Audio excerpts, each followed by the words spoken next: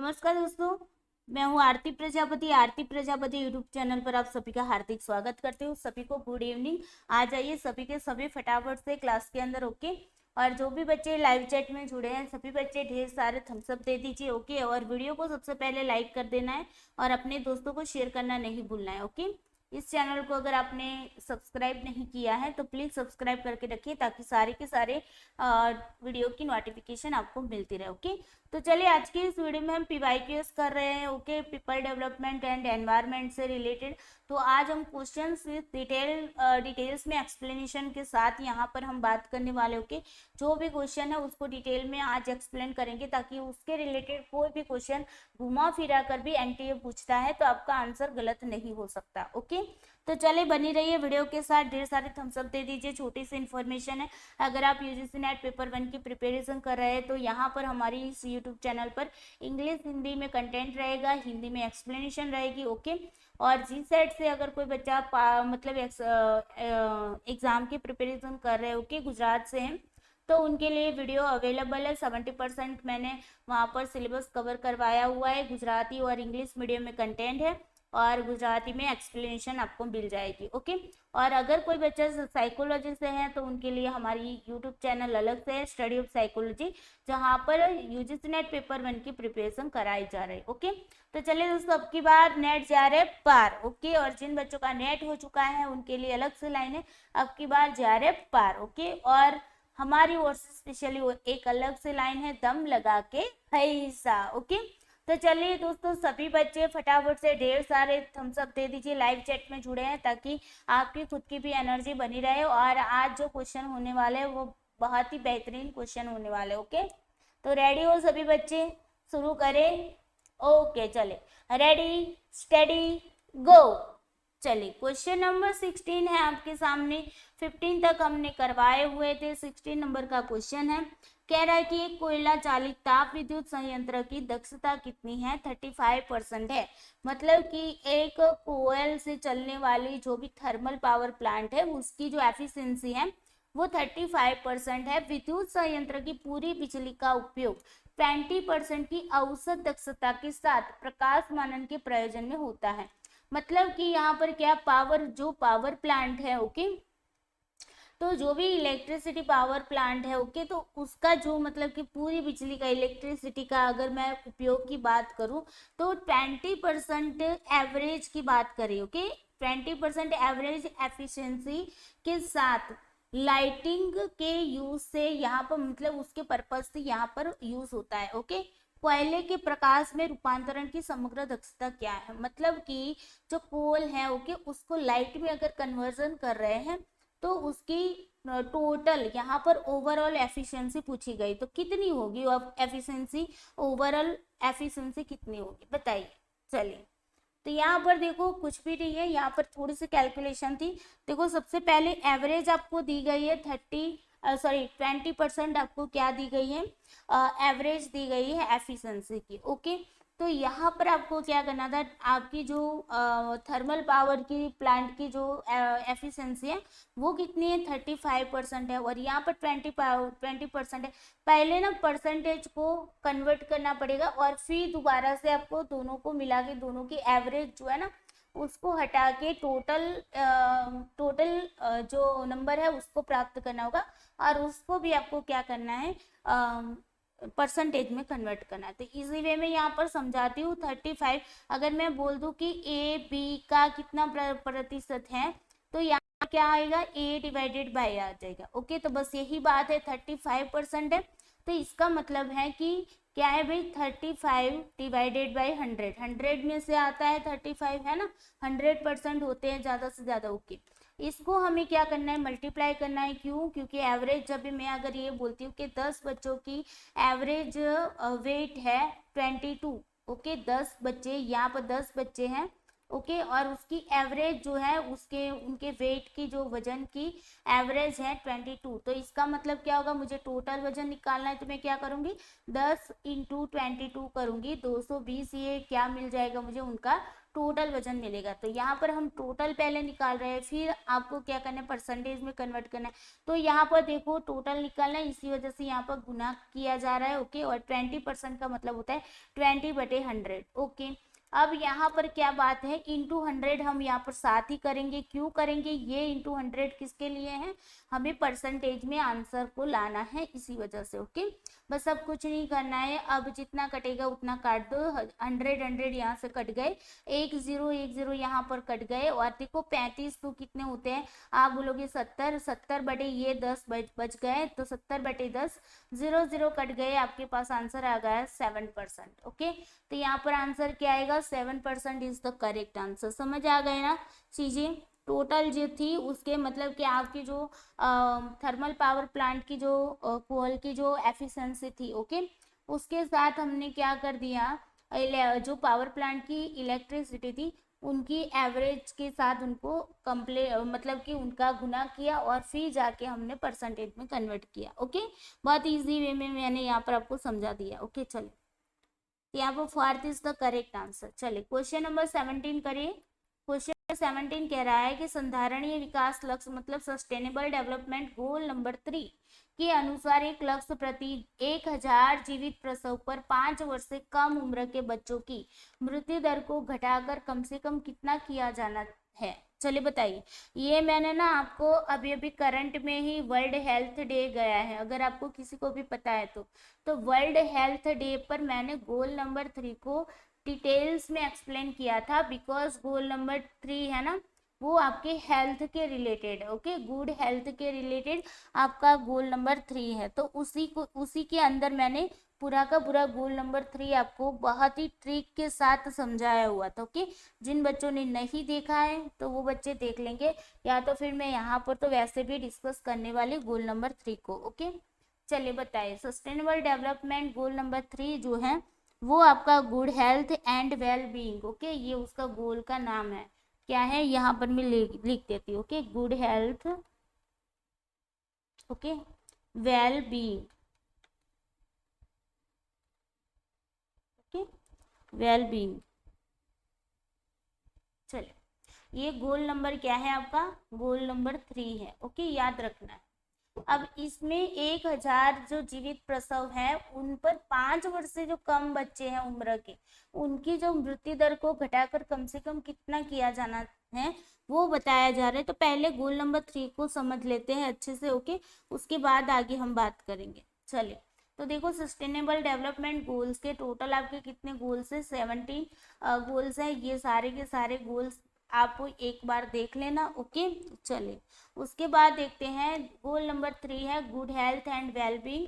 Okay, यहाँ पर देखो स्वस्थ जीवन सुनिश्चित करना और सभी उम्र में सभी के लिए कल्याण को बढ़ावा देना सतत विकास के लिए आवश्यक है। ओके, ये उसका मतलब एक पर्पज है।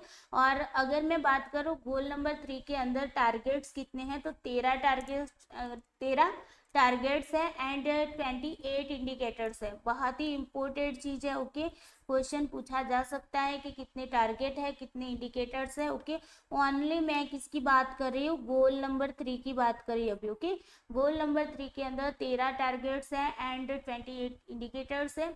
इसके अंदर 13 टारगेट में से 9 टारगेट जो है ना वो परिणाम लक्ष्य है, मतलब कि आउटकम टारगेट है। ओके, चलिए आगे देखते हैं। यहाँ पर ये जो हमने आपको टारगेट बताया वो टारगेट यहाँ पर देखो, तो 3 का मतलब यहाँ पर गोल है। ओके, गोल नंबर आपका जो 3 है उसके रिलेटेड। ओके, गोल नंबर 3 है उसका पहला, अगर हम टारगेट की बात करते हैं तो टारगेट पहला कह रहा है कि 2030 तक वैश्विक मातृ मृत्यु अनुपात जो है उसको मतलब कि कितने हैं भाई, 1 लाख जीवित जन्मों पर 70 से कम करना है। ओके, तो वेरी वेरी इंपॉर्टेंट है, पूछा जा सकता है।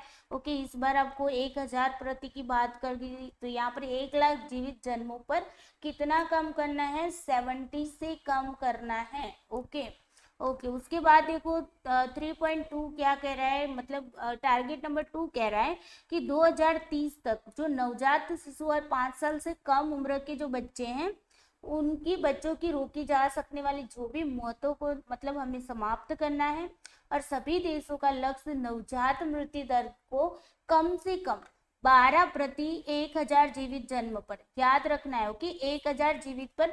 ये किसकी बात हो रही है? जो नवजात मृत्यु दर मतलब जो जन्मे हुए बच्चे हैं उनका जो मृत्यु होता है उनकी मृत्यु दर को कितना कम करना है? 1000 में 12 प्रति क्या करना है? जन्म 12 प्रति कम करना है। ओके, 1000 जितने भी बच्चे 1000 बच्चे जन्मे हैं तो उनमें से 12 बच्चों को मतलब कि उसके रेशियो के आधार पर यहाँ पर कम करने की बात है। ओके, और फिर अगर मैं बात करूँ 5 साल से, जो क्वेश्चन में पूछा गया है, तो 5 साल से कम उम्र के बच्चों की जो मृत्यु दर है उसको कितना कम करना है? 25 कम करना है। 1000 में से 25 प्रति को क्या करना है? कम करना है। Okay, clear. तो यहाँ पर दो चीजें आपको देखने को मिली, एक नवजात शिशु की बात की गई है, तो नवजात में कितना है? 1000 में से 12, और अगर ये किसके है? नवजात की है। ओके, नवजात की अगर, और यहाँ पर जो क्वेश्चन में पूछा गया है 5 साल से कम बच्चे, 5 साल से कम बच्चे, कम उम्र वाले। ओके, तो उसकी कितनी बात की गई है? 1000 में से 25 प्रति। क्लियर। ओके, तो अब आपका आंसर यहाँ से मिल गया। चलिए आगे बढ़ना है। अभी 2030 तक एड्स जो है तपेदिक है। ओके, यहाँ पर देखो एड्स है। ओके, ट्यूबरक्यूलोसिस है, मलेरिया है। ओके, नेग्लेक्टेड ट्रॉपिकल डिसीज है। Okay, compact hepatitis, water borne disease and other जो कम्युनिकेबल जो डिसीज है। ओके, तो उनका भी मतलब उन रोगों के सामने भी हमें मुकाबला करना है। ओके, ये भी यहाँ पर बताया गया है। 4 नंबर के टारगेट में बताया गया है कि 2030 तक जो भी रोकथाम है, ओके, और उपचार के माध्यम से गैर संचारी रोग मतलब कि नॉन कम्युनिकेबल जो डिसीज है, ओके, उससे 1/3 समय पूर्व मृत्यु दर को कम करना। अब यहाँ से भी क्वेश्चन आ सकता है, तो यहाँ पर नॉन कम्युनिकेबल जो डिसीज है, ओके, उसको कितना कम करने की बात है? 1/3 तक की कम करने की बात है, और मानसिक स्वास्थ्य और कल्याण को बढ़ावा देना है। ओके, ये किसका? टारगेट नंबर 4 की बात हो रही है। Okay, goal number 3, target number 4। आगे बढ़ते हैं। टारगेट नंबर 5 क्या कह रहा है? कि जो भी मादक द्रव्य होते हैं, ओके, मतलब कि जो ड्रग हम लेते हैं, ओके, अल्कोहल है, ओके, जो कि हम तो नहीं लेते, हमने कभी देखा भी नहीं। ओके, यहाँ पर बात है, तो जो ड्रग है, ओके, फिर अल्कोहल है, ओके, तो उनसे हानिकारक जो भी उपयोग सहित मादक द्रव्य के सेवन की यहाँ पर रोकथाम करने की और उसके उपचार को मजबूत बनाने की बात की गई। मतलब कि उसको रोकना है, ड्रग अल्कोहल इन सब से लोगों को दूर रखने की बात है। ओके, और कुछ लोगों की मतलब आदत सी पड़ गई होती है, तो उनके ट्रीटमेंट करके भी उनको मतलब कि रोकना है, ये बात है। ओके, 2006 नंबर का टारगेट कह रहा है कि 2020 तक सड़क यातायात जो भी दुर्घटनाएं होती है, ओके, उनसे जो वैश्विक मौतों और चोटों की जो संख्या है उसको कितना करना है? आधा करना है। मतलब कि 1/2 करना है, आधा करने की बात है। ओके, तो ये 2020 तक की बात थी। ओके, तो 2020 तक की अगर पूछा जा सकता है तो जो भी दुर्घटनाएं होती है सड़क का यातायात में, ओके, तो उन वैश्विक मौतों और चोटों की संख्या जो है वो कितनी करने की बात की गई है?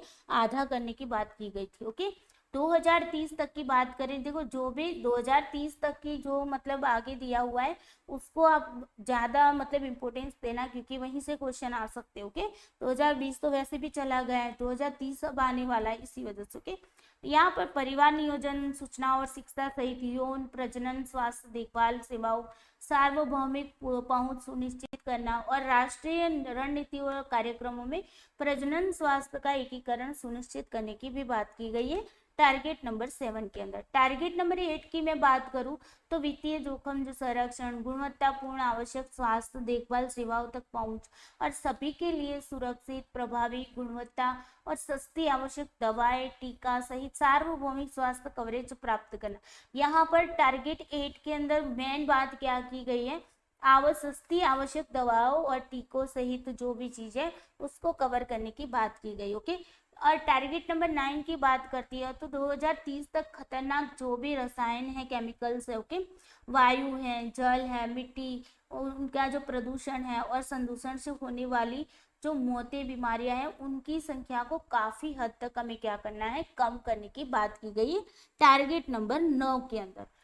फिर टारगेट नंबर 9 के अंदर भी यहाँ पर ABCD दिए हैं, 4 दिए हैं। ओके, तो यहाँ पर टोटल हमने कितने टारगेट बताए थे आप लोगों को, टोटल 13 टारगेट बताए थे, है ना। तो 9 टारगेट हो गए और 9 टारगेट के और उसके अंदर 9वें नंबर का जो टारगेट है उसके अंदर 4 टारगेट ऐड किए गए। ओके, तो टोटल मिला के आपके कितने हुए, 13 टारगेट हो गए। ओके, अब देखो यहाँ पर A3A क्या कह रहा है। ओके, मतलब कि जो 9वें नंबर का आपका टारगेट है, ओके, उसके अंदर की बात है। तो 3A कह रहा है कि तंबाकू जो नियंत्रण है उस पर WHO फ्रेमवर्क कन्वेंशन को लागू करने की बात की गई। ओके, वेरी वेरी इंपॉर्टेंट है।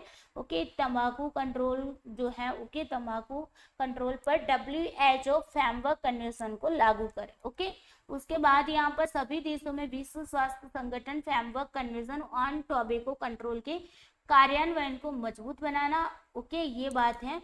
तो यहाँ पर आपको एक और भी बात मतलब कि देखने को मिल गई, World Health Organization Framework Convention on Tobacco Control in all countries. Okay, तो ये आपको यहाँ पर याद रखना है। ओके, फिर 3B के अंदर बात की सस्ती टीकों और दवाओं के लिए अनुसंधान विकास और सार्वभौमिक पहुंच की बात। ये टारगेट नंबर 9 के ये 4 क्या है, टारगेट है। ओके, तो याद रखना, इसी के अंदर हमने बात की सस्ती टीका दवाओं की बात की है ना।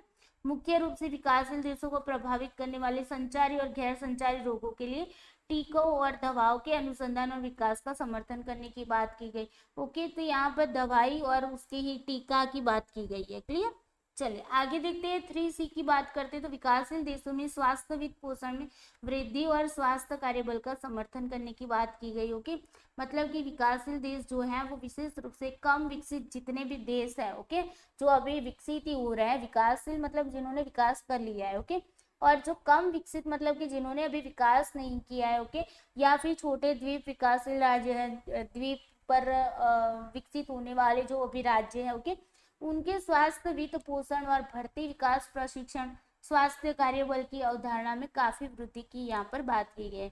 और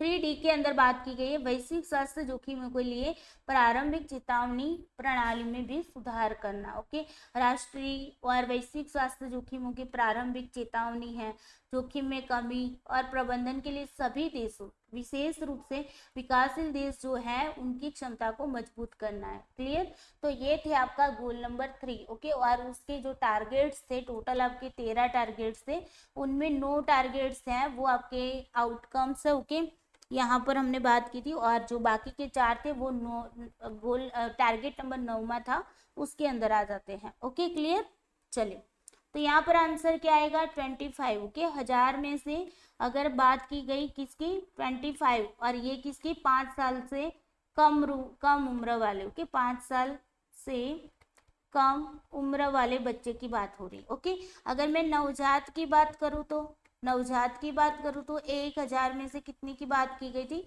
12 की बात की गई थी। क्लियर, चलिए क्वेश्चन नंबर 18 करो। क्वेश्चन नंबर 18 कह रहा है कि प्रदूषित शहरी क्षेत्र में पेट्रो रसायन स्मॉग का कौन सा घटक सबसे कम मात्रा में मतलब कि आयतन में प्रति अरब कण में अंश में रहता है, मतलब सबसे कम मात्रा में रहता है। बताओ, जो भी प्रदूषित शहर क्षेत्र है उसके अंदर पेट्रो रसायन स्मॉग का कौन सा ऐसा घटक है जो सबसे कम मात्रा में रहता है। ऑप्शन है आपका carbon monoxide, nitrogen dioxide, hydrocarbon या फिर ओजोन। बताइए, इसको थोड़ा सा डिटेल्स में देख लेते हैं, फिर आंसर आपको बताना है। ओके, तो देखिए प्रदूषित शहर में अगर हम बात करें तो कार्बन मोनोऑक्साइड जो है ना वो सबसे उच्चतम सांद्रता होती है इसके अंदर, मतलब कि सबसे हाईएस्ट इसके अंदर पीपीवी होती है। ओके, अब देखो यहाँ पर फोटोकेमिकल स्मोक को लॉस एंजलिस स्मॉग के रूप में भी जाना जाता है। तो यहाँ पर क्वेश्चन आ सकता है लॉस एंजलिस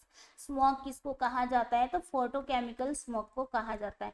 फोटोकेमिकल स्मॉग जो है वो सबसे प्रमुख रूप से शहरी क्षेत्रों में ही होता है जहाँ पर बड़ी संख्या में ऑटोमोबाइल होते हैं, जहाँ पर नाइट्रोजन ऑक्साइड जो है वो प्राथमिक उत्सर्जन होते हैं। ओके, तो क्वेश्चन यहाँ से भी बन सकता है कि भाई प्राथमिक उत्सर्जन कौन सा है, नाइट्रोजन ऑक्साइड। ओके, अब यहाँ पर देखो फोटोकेमिकल ग्रीष्मकालीन स्मोक तब बनता है, मतलब फोटोकेमिकल तब बनता है जब नाइट्रोजन ऑक्साइड जो होता है ना, जिसको हम प्राथमिक प्रदूषक के रूप में मानते हैं ना, और कार्बनिक यौगिक जो भी, वो भी क्या है भाई, प्राथमिक प्रदूषक है। ओके, तो कार्बनिक यौगिक और नाइट्रोजन ऑक्साइड जो है, जिसको कार्बनिक जो यौगिक है उसको ऑर्गेनिक कंपाउंड्स भी बोलते हैं। ओके, तो ये इनके जैसे जो प्रदूषक है वो सूर्य के प्रकाश की उपस्थिति में एक साथ प्रतिक्रिया करते हैं। दोनों के दोनों क्या है, सूर्य की उपस्थिति में एक साथ पर क्या करते हैं, प्रतिक्रिया करते हैं।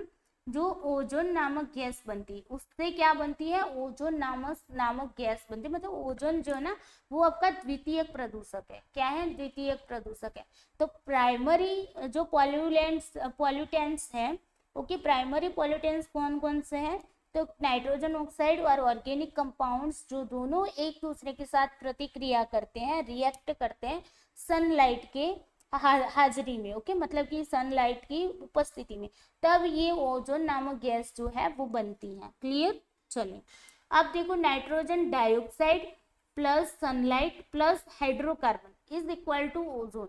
ओजोन जो बनता है वो nitrogen dioxide plus sunlight plus hydrocarbon, ये तीनों क्या होते हैं, तीनों के तीनों मिल जाते हैं, तब जाके ओजोन बनता है। ओके, समताप मंडल में ओजोन फायदेमंद है। हमारी पृथ्वी के ये ऊपर का लेवल जो है ना, वहां पर ओजोन जो है वो हमारे लिए बहुत ही फायदेमंद है। क्यों, क्योंकि जो सनलाइट, जो सूर्य है उसका जो किरणें आती है, ओके, तो वो जो रेडिएशन आती है, ओके, जिसको हम अल्ट्रावायलेट रेडिएशन बोलते हैं, अल्ट्रावायलेट रेडिएशन जो है वो पृथ्वी पर आती है, तो मतलब कि लोगों के लिए, पशु पंखी जो भी है, सभी के लिए बहुत ही नुकसानकारी। तो ये जो ओजोन लेयर होता है ना, वो क्या करता है, उन किरणों को यहाँ से रोकता है और यहाँ से ही वापस भेज देता है। लेकिन कुछ किरणें क्या होती है, पृथ्वी पर भी आती है, वो भी क्या होती है, इनमें से कुछ अंदर की ओर जाती है, कुछ वापस चली जाती है। क्लियर, तो इस तरीके से यहाँ पर क्या होता है कि ओजोन लेयर जो है ना, वो मतलब कि हमारे स्ट्रेटोस्फियर के अंदर मतलब बहुत फायदेमंद है, क्योंकि वो क्या कर रहा है, पृथ्वी की रक्षा कर रहा है, हम लोगों की रक्षा कर रहा है। ओके, जो सूर्य का जो रेडिएशन आता है अल्ट्रावायलेट, उससे हमें बचाता है ना। लेकिन पृथ्वी की सतह के पास ये ग्लोबल वार्मिंग में परिणित होता है, क्योंकि ये ग्रीन हाउस गैस, लेकिन ये जो है ना, मतलब यहाँ से जो जाएगा ना, यहाँ पर बनेगा, वो क्या होता है, ग्रीन हाउस गैसेस के रूप में ये साबित होता है। ओके, तो ग्लोबल वार्मिंग के रूप में ये परिणित होता है, और उसी की वजह से वहां पर ये ग्रीन हाउस गैस कहलाता है। ओके, और ये मतलब कि यहाँ पर ग्रीन हाउस गैस के वजह से यहाँ पर ओजोन लेयर को भी तोड़ता है। क्लियर, ओके, परिणामी स्मोक जो है, रिजल्टिंग स्मोक जिसको बोलते हैं, वो उससे वातावरण का हल्का बुरा रंग हो जाता है, कम दृश्यता आ जाती है। ओके, पौधों को नुकसान होता है, आंखों में जलन होती है, सांस लेने में तकलीफ होती है। ओके, ये रिजल्टिंग स्मोक की रिजल्टिंग स्मोक है, उससे ये मतलब कि स्मोक से ये सारे मतलब के रिजल्ट मिलते हैं। ओके, स्मोक जो है ना, उससे हमें ये सारी दिक्कतें आती है। क्या क्या दिक्कतें, वातावरण का जो रंग है वो हल्का बुरा हो जाता है, देखने में मतलब कि कम दृश्यता आ जाती है। ओके, विजिबिलिटी जो है उसको वो रिड्यूस हो जाती है, फिर पौधों को नुकसान हो जाता है। ओके, जो भी प्लांट है वो डैमेज हो जाते हैं, और आईज में भी इरिटेशन हो जाता है, मतलब जलन सी होती है, सांस लेने में भी तकलीफ हो जाती है। कभी कभी आप लोगों को पता होगा, ओके, अस्थमा जैसे जो रोग होते हैं वो भी मतलब कि वेजिंग ऐसे जो रोग है वो खड़े हो जाते हैं। ओके, तो carbon monoxide, nitric oxide, oxygen ऑक्सीकरण, okay, carbon monoxide, nitric oxide ऑक्सीकरण या ओजोन गठन द्वारा मापी गई प्रतिक्रिया को तेज करता है। इस खोज में फोटोकेमिकल स्मोक के निर्माण की प्रासंगिकता है। ओके, इसी वजह से ये जो प्रोसेस होती है, नाइट्रोजन डाइऑक्साइड, सनलाइट, ओके, और हाइड्रोकार्बन, और फिर यहाँ पर कार्बन मोनोऑक्साइड की बात की गई है, तो ये सारी चीजें जो है वो मतलब कि प्रोसेस करते ना, उसी की वजह से फोटोकेमिकल स्मोक का निर्माण होता है। ओके, पैराबैंगनी विकिरण के संपर्क में आने पर NO2 हाइड्रोकार्बन के साथ प्रतिक्रियाओं की एक जटिल श्रृंखला के माध्यम से फोटोकेमिकल स्मॉग के घटक का उत्पादन करता है। जो भी मतलब अल्ट्रावायलेट जो रेडिएशन है सूर्य के, ओके, उसके संपर्क में आने पर NO2 जो है, ओके, वो हाइड्रोकार्बन के साथ क्या करेगा, प्रतिक्रिया करेगा, ओके। और NO2 मतलब क्या है, NO2 मतलब हमारा क्या है भाई, नाइट्रोजन डाइऑक्साइड, है ना। तो ये क्या करता है, हमारा हाइड्रोकार्बन के साथ, यहाँ पर हमने बताया हाइड्रोकार्बन के साथ क्या करता है, प्रतिक्रिया करता है ना। और उसके रूप में मतलब कि उसकी प्रतिक्रिया के रूप में हमें फोटोकेमिकल स्मॉग का उत्पादन होता है, okay. Ozone, nitric acid, aldehyde, peroxy acyl nitrates, okay, और अन्य माध्यमिक प्रदूषकों का मिश्रण है। ये जो मतलब प्रोसेस होती है ना, उसके अंदर ओजोन भी देखने को मिलता है, नाइट्रिक एसिड भी देखने को मिलता है, एल्डिहाइड भी देखने को मिलता है, और फिर पैरोक्सी एसिल नाइट्रेस जो जिनको बोलते हो के पैन जिनको बोलते हो के, तो उनका मतलब इन सभी का क्या है, ये मिश्रण बन जाता है, ओके। NO2 ओजोन और पैन को फोटोकेमिकल ऑक्सीडेंट कहा जाता है। NO2 ओजोन और पैन को क्या कहा जाता है, इन तीनों को मिला लेते हैं तो उनको कहा जाता है भाई फोटोकेमिकल ऑक्सीडेंट कहा जाता है, ओके। क्योंकि वे वातावरण में या किसी व्यक्ति के फेफड़ों के भीतर कुछ यौगिकों पर क्या करता है, प्रतिक्रिया करता है और ऑक्सीकरण कर सकते हैं, जो सामान्य रूप से ऑक्सीकृत नहीं होता है, ओके। नॉर्मली तरीके से ऑक्सीडाइज नहीं होता है, ओके। इस तरीके से ये मतलब कि हमारे शरीर के लिए बहुत ही खतरा होता है, ओके। इन रसायनों के छोटे छोटे अंश भी मनुष्य और जानवरों के श्वसन तंत्र को क्या करते हैं, प्रभावित कर सकते हैं और फसलों और पेड़ों को नुकसान भी पहुंचा सकता है। क्लियर। तो ये आपका फोटोकेमिकल की बात हो रही है, ओके, कि क्या क्या नुकसान कर सकता है। क्लियर। तो यहाँ पर आंसर क्या आएगा, यहाँ पर आंसर आएगा ओजोन, ओके। देखो प्रदूषित शहरी क्षेत्र में पेट्रो रसायन स्मोक का कौन सा घटक सबसे कम मात्रा में, ओजोन जो है ना वो सबसे ज्यादा ऊपर लेयर में है आपका, ओके, स्ट्रेटोस्फीयर में है, ओके। नीचे की ओर वो नहीं होता है, नीचे की ओर क्या होता है, कार्बन मोनोऑक्साइड होता है, नीचे की ओर क्या होता है, CO होता है, ओके, मतलब कि carbon monoxide, okay. Carbon monoxide जो है वो नीचे की ओर होता है, ऊपर की ओर क्या होता है, ओजोन होता है, ओके।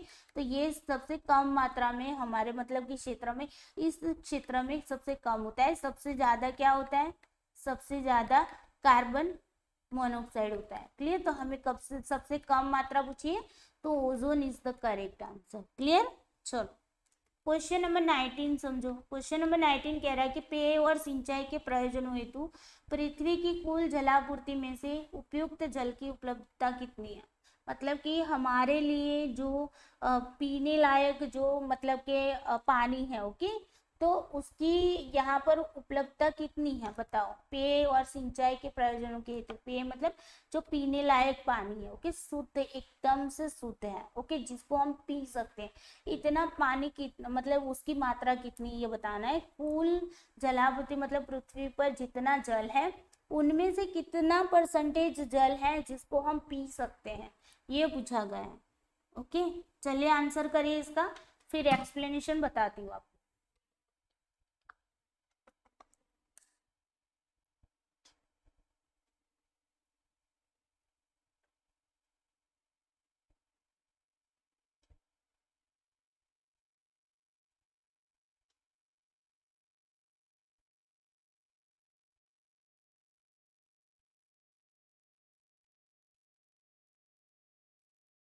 ओके चलिए, तो देखते हैं यहाँ पर देखो, टोटल हमारे अगर पृथ्वी की बात की जाए तो टोटल 70% हिस्सा जो है वो हमारी जो पृथ्वी की जो सतह है उस पर 70% हिस्सा किसका है, पानी का है ना।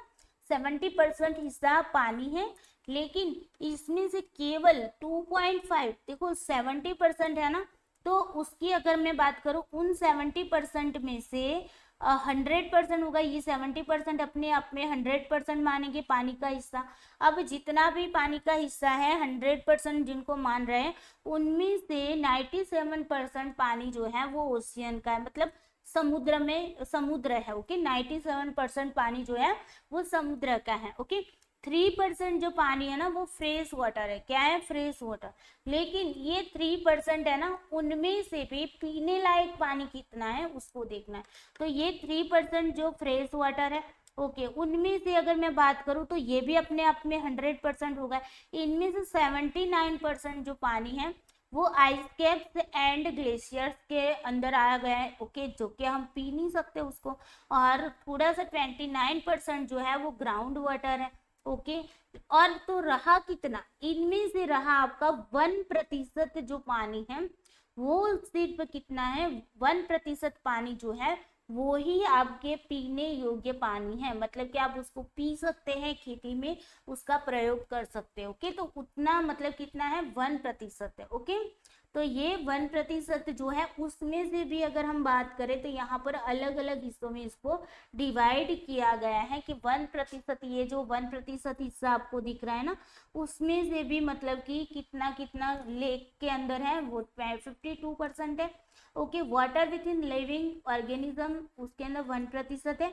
रिवर्स जो नदियां हैं उसमें 1% है। ओके, वाटर अगर मैं बात करूँ, वाटर वेपर की बात करूँ तो 8% है। और 38% जो है वो आपका सॉइल मॉइस्चर के अंदर आता है। ओके, तो पीने लायक पानी की बात हो रही तो 1% ही पानी इतना है कि जिसको हम पी सकते हैं और अपनी खेती के अंदर उसको यूज कर सकते हैं। क्लियर? समझ आ गया ना?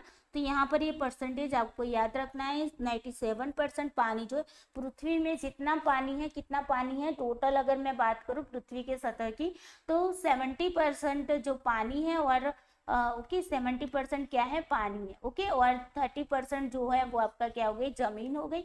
ओके, अब 70% जो पानी है वो अपने आप में 100% हम मान लेते हैं। तो उन 100% में से 97% पानी जो है वो समुद्र का है, जिसको हम पी भी नहीं सकते और उसका यूज भी नहीं कर सकते। ओके, और उसके अलावा जो 3% रहा वो फ्रेश वाटर है। उनमें से भी पीने लायक ये 3% है ना, उनमें से अगर मैं ये 3% भी अपने आप में 100% हो गए, उनमें से भी अगर मैं बात करूं तो 1% ही ऐसा है जो फ्रेश वाटर है। 3% में से 1% क्या है? वो फ्रेश वाटर है। बाकी का 2% है वो क्या है? आइस कैप एंड ग्लेशियर के अंतर्गत आता है, ग्राउंड वाटर के अंतर्गत आ जाता है। क्लियर?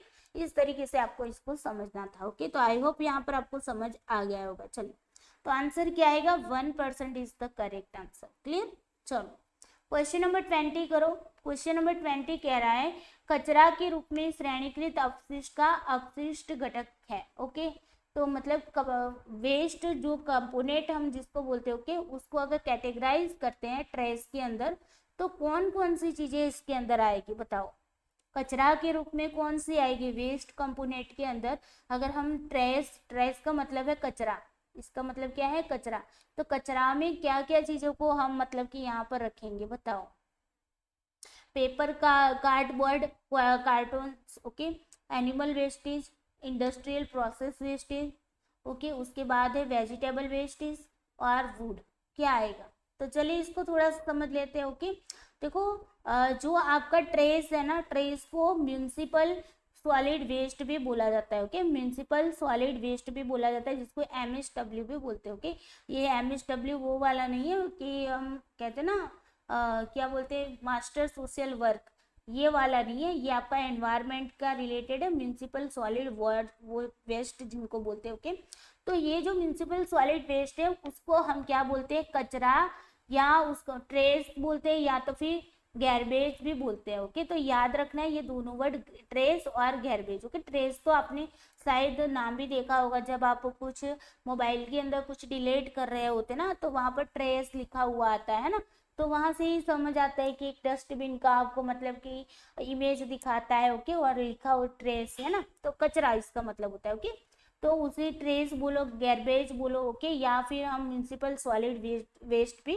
बोल सकते हो। ओके, इसमें हमारे द्वारा उपयोग की जाने वाली रोजमर्रा की वस्तुएं होती है। इसमें क्या होती है कि हम जो रोज बरोज जिस चीजों का यूज करते हैं, हमारे द्वारा यूज की जाने वाली वस्तुओं का उपयोग होता है, फिर फेंक दी जाती है उसको। ओके, जैसे कि उत्पाद पैकेजिंग, ओके, जो भी मतलब कि प्रोडक्ट पैकेजिंग होता है। ओके, फिर घास की कतरन होती है। ओके, जो ग्रास की क्लिपिंग्स होती है, फर्नीचर होते हैं। ओके, कपड़े होते हैं हमारे, क्लोथिंग्स, बोतल है। ओके, खाद्य स्क्रैप होते हैं, फूड स्क्रैप। ओके, समाचार पत्र मतलब न्यूज़पेपर हो गए, मतलब पेपर की बात हो रही है। फिर उपकरण, ओके, मतलब कि अप्लायंस, पेंट, बैटरी, इन सब की बात हो रही है। ओके, यह हमारे घरों, स्कूलों, अस्पताल और व्यवसाय से आता है। ये कहाँ से आता है? हमारे घर से आता है, या तो फिर स्कूल से आता है, हॉस्पिटल से आता है, बिजनेस कहीं पर चल रहा है वहीं से आता है ना।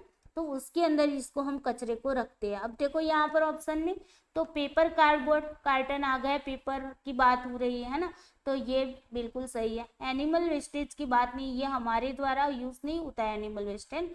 औद्योगिक प्रक्रिया अपशिष्ट मतलब इंडस्ट्रियल प्रोसेस वेस्ट जो है वो भी तो हम यूज नहीं करते, घर पे तो नहीं करते भाई, है ना। वेजिटेबल वेस्ट, वेस्टेज है। ओके, तो वेजिटेबल की यहाँ पर बात नहीं की गई। ओके, और वुड, वुड मतलब कि जो लकड़ा होता है ना, वुड की बात की गई है, बिल्कुल सही। ओके, तो यहाँ पर ए और ई ओनली सही है। ओके, तो यहाँ पर आप देख सकते हो। ओके, सॉरी, ओके, यहाँ पर आप देख सकते हो, यहाँ पर बात की गई थी। ओके, फर्नीचर की बात की गई थी ना, तो फर्नीचर किस में आएगा? वुड में आएगा। न्यूज़पेपर है वो किस में आएगा? पेपर में आएगा। ओके, और बाकी सारी चीजें हैं वो मतलब सब्जी की के वो बातें यहाँ पर नहीं की गई है। क्लियर?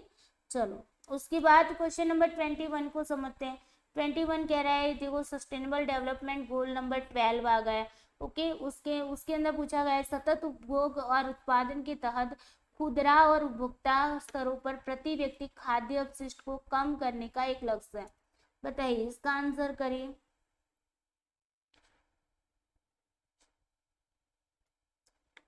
तो पहले इसको हम समझ लेते हैं गोल नंबर 12 को। ओके, क्योंकि देखो ये डिटेल्स में पूछा गया है। ओके, तो आपको सारे के सारे गोल जो है वो डिटेल्स में समझने होंगे, तभी जाके आप उसका आंसर कर पाओगे। ओके, देखते हैं यहाँ पर, देखो, sustainable development goals 12, goal number 12 है।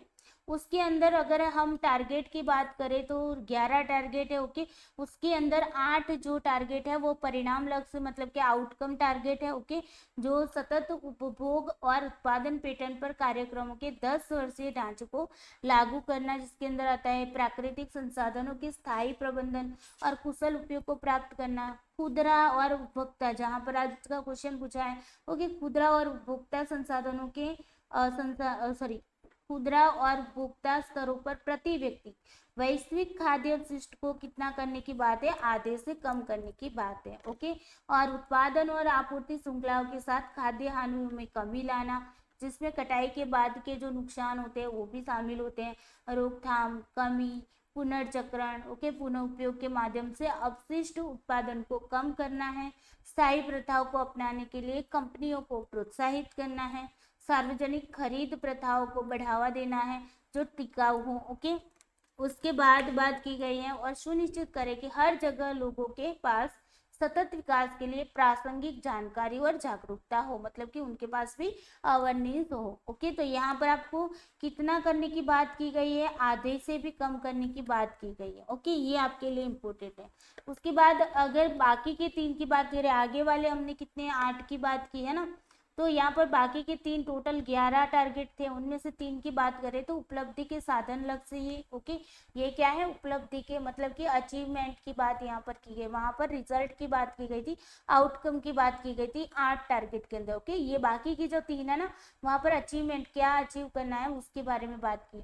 तो यहाँ पर देखो, विकासशील देशों को उनकी वैज्ञानिक और तकनीकी क्षमता को मजबूत करने के लिए समर्थन देना, सतत विकास प्रभाव की निगरानी के लिए उपकरणों का विकास और कार्यान्वयन करना, और बाजार की जो विकृतियां हैं उसको दूर करना, जैसे कि जीवाश्म ईंधन सब्सिडी है। ओके, जो बेकार खपत को प्रोत्साहित करते, तो वैसी जो भी है बेकार है उसको क्या करना है? दूर करने की बात है। ओके, फिर 2019 तक, यहाँ पर 2019 तक की बात की गई है, तो यहाँ पर ज़्यादा नहीं पूछा जा सकता है, लेकिन हमें थोड़ा सा ध्यान दे देना है। 2019 तक 79 देशों और यूरोपीय संघ ने सतत खपत और उत्पादन पैटर्न को बढ़ावा देने के लिए कम से कम एक राष्ट्रीय नीति साधन पर रिपोर्ट की है। ओके, खपत और उत्पादन पैटर्न, ओके, खपत और उत्पादन पैटर्न की यहाँ पर उन्होंने एक रिपोर्ट की है। 2018 में वैश्विक जीवाश्म ईंधन सब्सिडी 400 बिलियन थी। कितनी थी? 400 बिलियन थी। ओके, और यह नवीनीकरणीय ऊर्जा के लिए अनुमानित सब्सिडी का 2 गुना था। कितना था?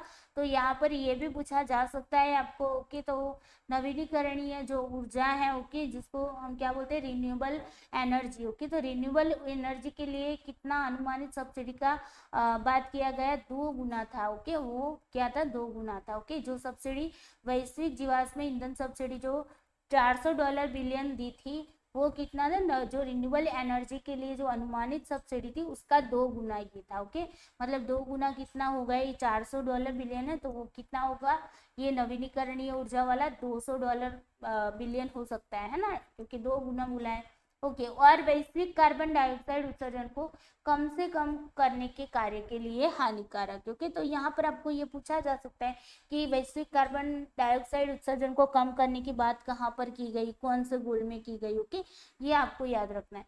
यह सुनिश्चित करने के लिए प्लास्टिक उत्पाद अधिक टिकाऊ है। इस प्रकार प्लास्टिक कचरे को कम करना, उपयोग में कमी लाना, प्लास्टिक अर्थव्यवस्था की परिपत्र वृद्धि और जैसे परिवर्तनों की आवश्यकता की बात की गई, घरेलू पुनर्चक्र में वृद्धि और वैश्विक प्लास्टिक अपशिष्ट व्यापार पर कम निर्भरता और अन्य कार्य जो लक्ष्य को पूरा करने में मदद करता है। प्लास्टिक पर भी रोक लगाने की बात करने की यहाँ पर बात की है। ओके, तो आई होप यहाँ पर आपका जो क्वेश्चन था क्या है? खुदरा और उपभोक्ता स्तरों पर प्रति व्यक्ति खाद्य अपशिष्ट को कम करने का लक्ष्य कितना रखा गया था?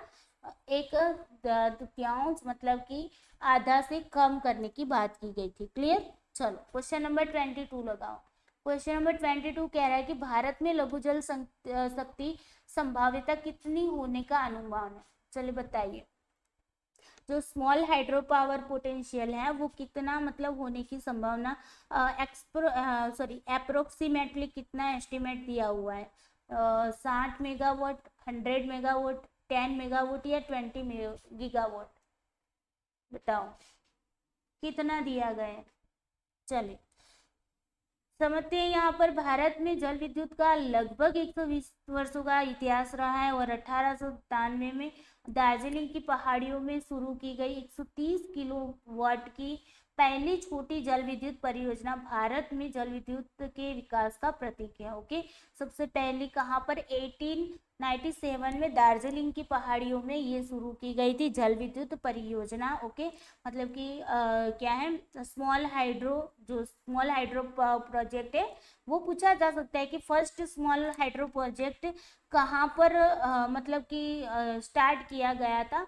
तो आपको याद रखना है दार्जिलिंग की पहाड़ियों में किया गया था। ओके, और वहां पर 130 किलोवाट की पहली ये मतलब 130 किलोवाट की यहाँ पर टारगेट रख के किया गया था। ओके, कोलार सोने की खदानों को बिजली की आपूर्ति के लिए 1902 में कर्नाटक में मैसूर जिले में 4500 किलोवाट की शिव समुद्रम परियोजना शुरू हुई थी। ओके, तो यहाँ पर यह भी पूछा जा सकता है कि शिव समुद्रम परियोजना जो है वो कहाँ पर शुरू की गई थी? तो कर्नाटक के मैसूर जिले में की गई थी। कितना किलोवाट थी? तो 4500 किलोवाट की यहाँ पर बात की गई थी 1902 के अंदर। ओके, इसके बाद देश के विभिन्न पहाड़ी क्षेत्रों में कई स्मॉल हाइड्रो जो प्रोजेक्ट है, ओके, तो उसको स्थापित किया गया था। और स्वतंत्रता के बाद मतलब स्वतंत्रता तक देश में 1362 मेगावाट की स्थापित क्षमता थी। मतलब हमारा देश जब स्वतंत्र हुआ तब यहाँ पर कितनी हो गई? पहले शुरुआत में हमने 130 किलोवाट से शुरुआत की थी, फिर 4500 किलोवाट, और फिर छोटी छोटी मतलब ये स्मॉल हाइड्रो प्रोजेक्ट है बहुत जगह पर इसको लगाया गया। ओके, उसके बाद 1947 तक की बात की जाए तो 1362 मेगावाट तक हम पहुंच गए थे। ओके, जिसमें 508 मेगावाट जल विद्युत परियोजनाएं शामिल थी। जो यहाँ पर जो 508 जो थी मेगावाट वो कितनी थी? वो क्या थी? आपकी जल विद्युत योजना थी। ओके, और उसके बाद अगर हम बात करें तो मुख्य रूप से छोटी और मध्यम थी, ओके। और उसमें MNIR, okay, sorry MNRE, okay, MNRE, okay. इनके अनुसार अगर हम बात करें तो देश भर में छोटे जल विद्युत संयंत्र की अनुमानित क्षमता कितनी है? 20 गीगावाट है। कितनी है? 20 गीगावाट है। क्लियर? तो यहाँ पर आंसर क्या आएगा? 20 गीगावाट होगा। क्लियर? स्मॉल हाइड्रो पावर की बात की गई है, तो यहाँ पर स्मॉल हाइड्रो पावर जो प्लांट है उसकी जो पोटेंशियल एस्टिमेट दिया गया है वो 20 गीगावाट दिया गया है। क्लियर? चलो क्वेश्चन नंबर 23 लगाओ। क्वेश्चन नंबर 23 कह रहा है ओजोन क्षय की वैश्विक पर्यावरणीय समस्या किसके उत्सर्जन के कारण होती है? बताइए। यहाँ पर हमने परसों मतलब कि एनवायरनमेंट की यहाँ पर 15 क्वेश्चन कराया था, उसी के अंदर भी डिस्कस किया हुआ था कि जो ओजोन क्षय की बात हो रही है, ओजोन डिप्लेशन की बात हो रही है, तो उसके अंदर कौन कौन से ऐसे गैसेस है जो ओजोन डिप्लेशन खड़ा कर रहा है। ओके, ओजोन का जो क्षय है वो मतलब ओजोन का क्षय खड़ा कर रहा है, ओजोन का लेयर जो है वो तोड़ रहा है। ओके, चलिए बताइए। यहाँ पर सल्फर डाइऑक्साइड, फिर क्लोरीनेटेड हाइड्रोकार्बन, मीथेन, या फिर कार्बन डाइऑक्साइड। बताइए क्या आएगा आंसर।